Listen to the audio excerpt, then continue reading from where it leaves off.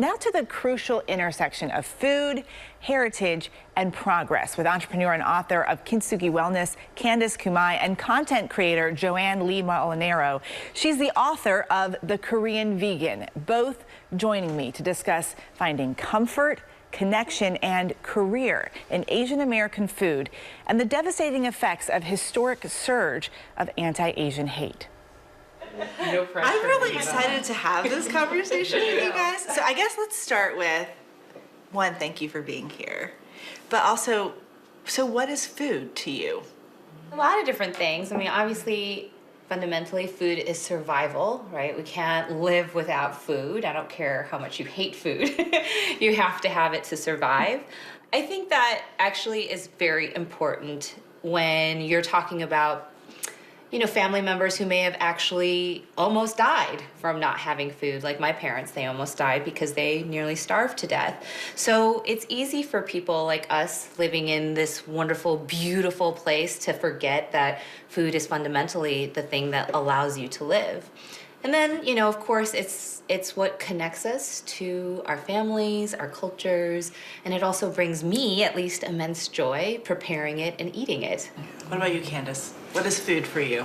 Well, after reviewing the last couple of years and sort of wondering, why did I get into this crazy industry? It was really a form of therapy for me more than anything, like a coping mechanism. Because when you grow up with a Japanese mom, she's not really coddling and loving in a way where you're fabulous, you're perfect, let me give you kisses.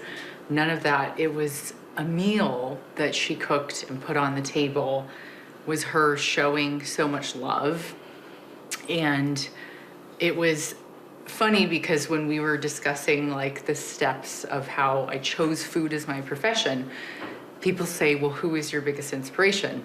Mom. Yeah. And then they say, who was your catalyst that told you that you couldn't make it? And I said, Mom.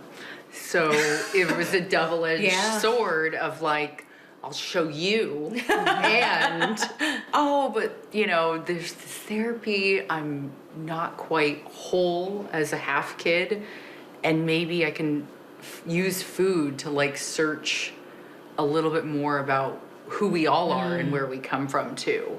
So you actually started off not going into food. This wasn't your chosen initial career. No, far from it. Yeah, there's literally nothing to do with food in my chosen career of the law. I can't even think of a single thing.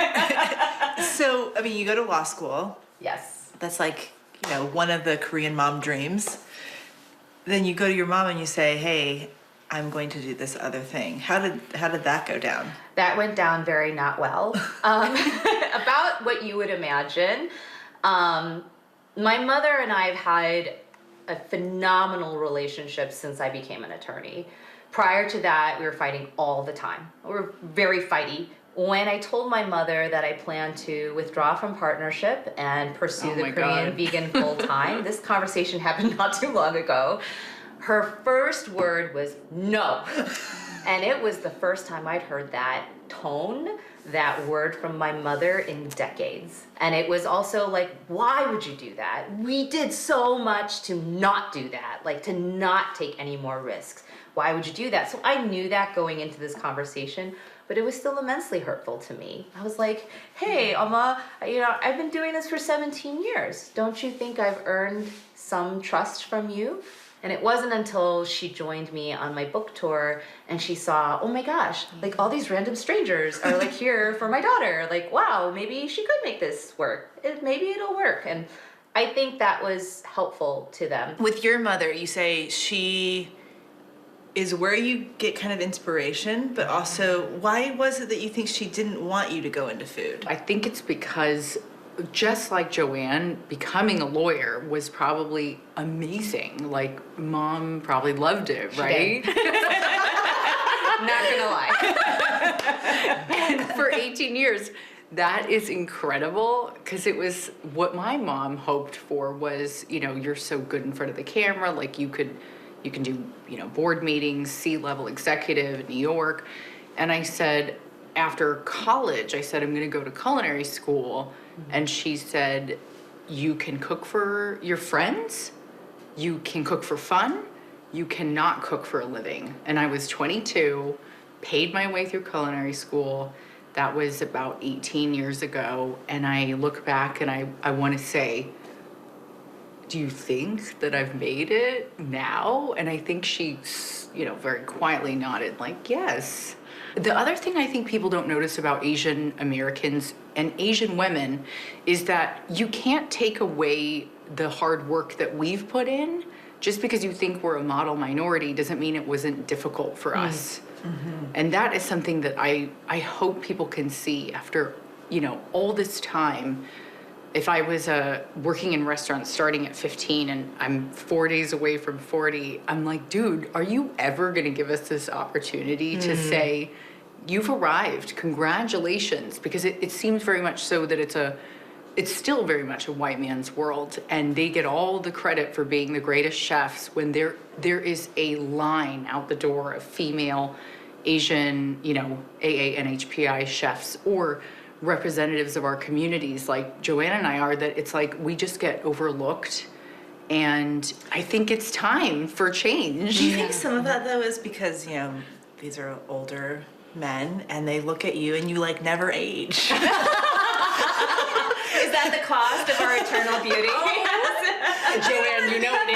Yeah. They just always think of you as this cute little girl. Stop it. Oh my God. So, and I say that, because we've all heard that before, right? Now, it's not because that's what they should be saying, but do you think that's why in their minds you're forever this cute little girl? Age. Well, obviously, people are going to look at Joanne and you, Eva, and they're going to say, the first thing they're going to think is she's beautiful, she's exotic, she's gorgeous.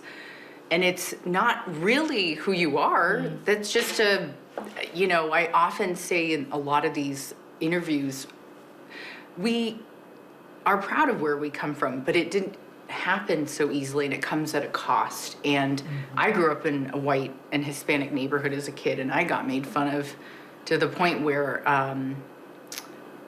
it was hard to hold back tears during most of my interviews and not burst into tears because of the stuff that we've held inside. And then also being Hapa, half Polish American and half Japanese.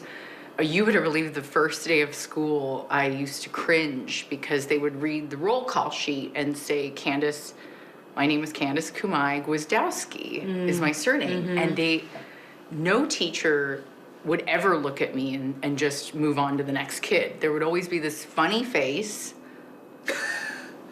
Oh, that's you. And I was like, hi,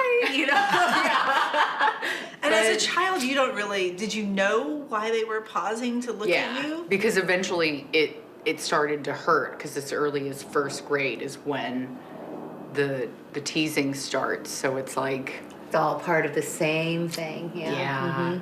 And I think what happened was old wounds really got ripped open during the pandemic. Yeah. Why do you think during the pandemic it hit something? Well, as you both know, we all became a target, and our mothers became a target. And the elderly population of Asians became a target, and I felt sick. Did you have conversations with your mom about it at that time? So I think from our generation's perspective, the AAPI hate and this, spike in hate crimes against our community may be relatively new. It might be the first time in our lifetime where we're grappling with these issues. But like you had alluded to, our parents have been through this before. Their dreams of America are so fragile and so precious. And I don't want them to somehow think, why did we ever come here? Why did we come to this country that hates us so much? I didn't want them to think that. So I'm always kind of thinking about how do I protect our parents, because I feel like you said, they have sacrificed so much for us. And now it's our turn to use the tools that we have, our language, our understanding of what it means to be American, our understanding of microaggression, what that looks like. Use those tools to protect them. Much more with Candice Kumai and Joanne Lee Molinaro on how our culinary traditions can help heal us and move us forward when the special edition of ABC News Live Recipe for Change is back after a quick break.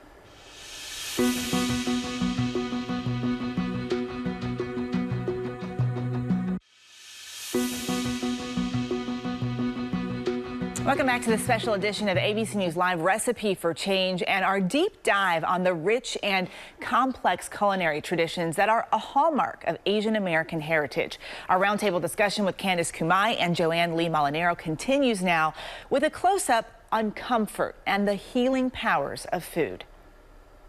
Were you always good at cooking? No. I have many raw chicken dishes in my history. I was not always good at cooking. It was one of those things that I had to learn when I went plant-based. So I had to learn to cook.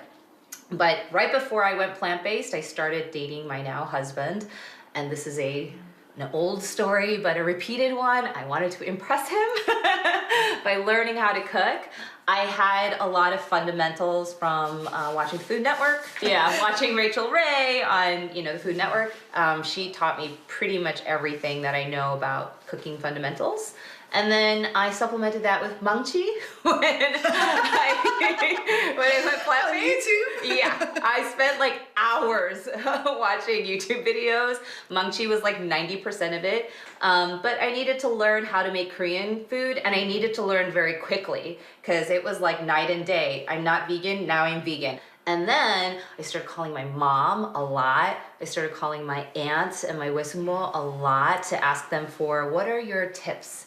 Like, how can I make this extra special? How come your broth always tastes so good and mine does not? They're like, what are you doing to it? And a lot of times they don't know. I don't know if you've experienced this, but so much of it is by instinct. And the irony of all of this is that me going vegan has brought me so much closer to my parents, to my mom, to the women in my family, and ultimately, by virtue of them, my culture. I was just thinking when you talked about how there's a je ne sais quoi where you can't put your finger on what it is. In Japan, there's a saying, Oya no sei wo mite ko wa sodatsu. Children learn by watching what their parents do, not by what they say. So in the best ramen houses in Japan, when they have an apprentice come in, the apprentice must watch the chef from start to finish of the day. Same thing you spoke about it. It does take a full, few days to make a great ramen base. Oh. So this apprentice is to watch the chef from start to finish of every single day of the week. They're only taught by example.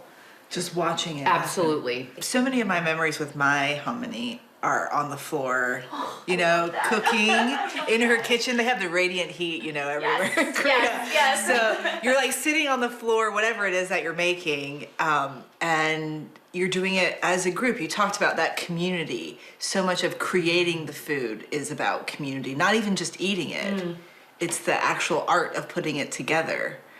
Do you think that has a big impact in the kind of food that you try to create? Absolutely. I think that food, as we talked about, your first very powerful question, what is food to you? As somebody who creates food for people, creates recipes for people, and also tries to do it in the most compassionate way that I can, the reason it resonates with a lot of people, I think, is because they know the stories behind my food. That's what I do. I try to tell people, my mom taught me how to make this miyeokguk. She told me you have to fry it in sesame oil before you boil it because otherwise da-da-da-da-da. And then they have this vision in their heads of me standing over the pot with my mom and she's showing me how to do this. And what does that do? It unlocks in them their own memories of standing over a pot with their moms, their grandmothers, their aunts, maybe with their children. And so I think in that we are creating community. Korean moms, and I imagine Japanese moms are the same, they don't really write recipes down. Are you kidding? They don't. No. My sister has to collect them for me, and then I collect them for her, and then we trade.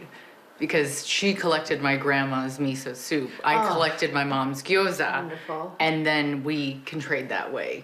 Because I don't think any Asian women write down their recipes unless they're asked. Well, yeah, unless that's their job. Yes. But then even then, it's like kind of hard to translate because my mom always says, well, it's my tongue. You have to, I don't know what to tell you about my tongue. And I'm like, what? That's Just you. measure it. There are spoons. But then your salt is saltier than mine. I'm like, Mom, can you just estimate? Well, I think that is the art of it, right? When my Wesumo was teaching me how to make the kimchi paste, I was like, so how much rice flour do you put? Oh, this much. This much. I'm like, what does that mean? You know, how much soy sauce? Just this much. You know, like, okay. So there is a little bit of guesswork that's built into it. But ultimately what you want, and I'm sure you want this as well, when people read your recipes, is for them to take it in and make it so many times so that by the time it's their 25th iteration of this recipe out of the Korean vegan cookbook, it's actually not my recipe anymore. It's your recipe. It's your family's recipe. It's your husband's recipe. It's the one that you guys have created together. Mine was just a starting point, an introduction into this new world of cooking for you. What was your favorite food growing up? Oh God, anything my mom made was amazing, but her sushi is home style. It's kind of like kimbap, you know, like it's home style. One of my friends used to say homey style, like home style. Because like home style cooking, I'm sorry, but you can't beat that. And I learned from Chef Elizabeth Ando in Japan, and I continued to study under Bachan, Mom, my great auntie Takuko. That's my holy trinity of who I want to learn from. Like, they're not tattooed and like running around with a cigarette, like trying to be cool. No, but my grandmother, I remember when she would make her mandu, somehow the entire part of Seoul we lived in would show up at our house. Really? Because everyone could smell the mandu, I guess. I have no idea how they knew she was making it. But that's people would amazing. show up at the bottom of the step, and she lived in like up a hill. You couldn't drive a car up to her house. You had to park at the bottom and then hike the steps up. And people would show up to get a couple or have a conversation, stop by to say hi. And she shared. Oh, always shared. Got it. You always make enough for the whole village. Do you have a food now that's like a comfort food? Like you're having a bad day, what's your go-to? I would say for me, it is sundubujjigae. That is the first thing my mom ever taught me how to make on my own was sundubujjigae. So I like always when I make it, I think of all the little things she told me. She said, don't burn the gochugaru. You gotta watch. If it turns brown, too late. You know? It's gonna be bitter and you've ruined it. Many brown sundubujigaes I have made. Well, and we've talked a lot about how our stories we've learned through food. It connects you to other people because they have an interest in your food. We've talked a little bit about healing. How does it take us forward? Well, I always say that the reason I started doing what I'm doing, which is sharing plant-based recipes along with the stories, is that I don't care who you are. As I said in the beginning, you need to eat. I will provide you with the food. But if I may ask, you know, as compensation for me providing you with the food, would you maybe just sit down, have a seat, and listen to a story or two with an open mind, with an open heart? I believe that people are fundamentally trying to do the right thing. You might hurt me, you might wound me, you might say something racist to me, you might tell me my food is horrible and I never want to eat it again. I'm willing to bear that risk so that I can maybe just plant something very, very small in you that 5, 10, 15, 20 years from now could turn into something incredibly important. Hopefully when you're voting, hopefully when you're talking to another person that doesn't look like you, hopefully when you're raising your kids and you're teaching them how to interact with somebody that doesn't look like them. These are the very everyday moments in life that I'm hoping that seed will turn into something that will move all of us forward. They won't think the kimbap smells anymore. Yes, exactly. And if they do, they'll just keep it to themselves. Well, look, does that hurt you so much to just not say it out loud? Seriously. Garlic smells too, for the record. Yes, I think. exactly. I specifically did not put garlic on my avocado toast this morning for all of you. I want that. Even if you did, we would still love you, Yeah. honestly. That's such a great question, and what a great perspective too. I do agree with Mother Teresa when she says, I will not come to your anti-war rally. I will come to your pro-peace rally. So in that, I wish words are powerful, that we didn't have the word hate right next to Asian. And I wish they would have rethought the campaign slogan when they came out. Because all I hear when I see that is the two words that are not supposed to be next to each other. You love our food, you love our culture, you love our beauty products, you love our women, whatever your thing is. Maybe it's anime. Love on an Asian. Like, try to flip the script a little bit.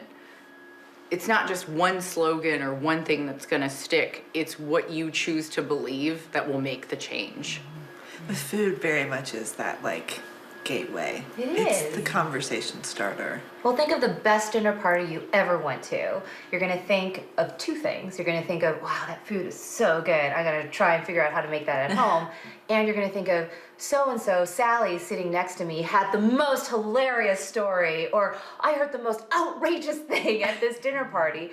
Those are the most memorable dinner parties, and oftentimes these incredible conversations happen at a dinner table, happen at a dining table, happen in the cafeteria or at a restaurant. And I think that's just so beautiful.